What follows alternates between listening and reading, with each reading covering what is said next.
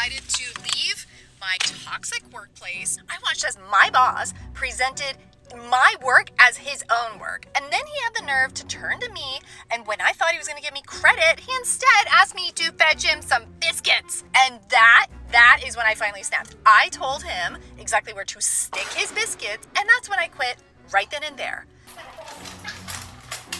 It's like no wonder people are quitting. All the best employees have been leaving, and the service has just been like going downhill. Let's blow this up, expose them for exactly the a-holes that they are. Why didn't they make TikToks this good when they actually worked it? That was their old social media executive, who eventually became tired of marketing hot dogs as Wagyu beef. Their disillusionment with the company gradually grew until they quit several weeks ago. Okay, team. Our services have gone downhill. What went wrong here? Sam's nerves are already shot. He's bought an industrial vat of CBD oil, which he's been applying since day one. Any ideas? In my professional opinion, he's got a serious case of CEO. Chronically exhausted and overwhelmed. I can shed some light here. Brian is hiring hacks, left, right, and center. Honestly, most of them couldn't find even their own reflection in the mirror. Well, I don't know what you expect given the minuscule salaries that we're providing. They're not competitive enough. No shit. Take note. Signs of employee dissatisfaction are already beginning to show. And offering free bananas on Wednesdays isn't enough to make up for it. Fruit bowls and dog-friendly offices are common perks used by companies to distract from non-competitive salaries and claim they have a strong company culture.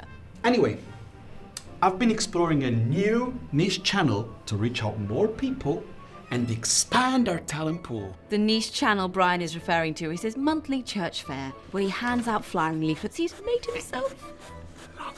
And maybe if we'd spent less on that humongous marketing campaign, we'd have more to spend on service delivery. Maggie, what happened there? Kasia assigned 15k to the project, and the aim was to get engagement, so I thought I'd go big. Okay, but was a blimp with QR code to our website really necessary? It passed by so fast we got 0 scans. Well, Charlie loved it. Makes sense considering he's got his head in the clouds. The company owner, Charlie, often made surprise visits, during which he brought grand, impractical ideas that put sizable dents in the company's budget and the team's mental sanity. This is a dynamic I've seen in companies all too often. But hey, there always has to be a dreamer, right? Kasia, 15K? It's a great part of the budget. What's the logic there? We overspent on marketing that quarter, but it wasn't my fault. We had some unreported costs, so I practically guessed the revenue. And who didn't report them? My Excel was a mess. The word Excel hits Sam like a bullet. He's physically pained they aren't using modern software. But he must move on. He's counting the seconds and customers lost. We need to rethink things. The words every employee dreads to hear. Rethinking sounds like more work for everyone but the person suggesting it. Kasia, let's move our reporting out of Excel and into the 21st century. Maggie, our value proposition might as well be carved out of stone. Let's start there. Brian! Let's only hire candidates who are incapable of using TikTok. Okay, scratch that last bit. Let's move.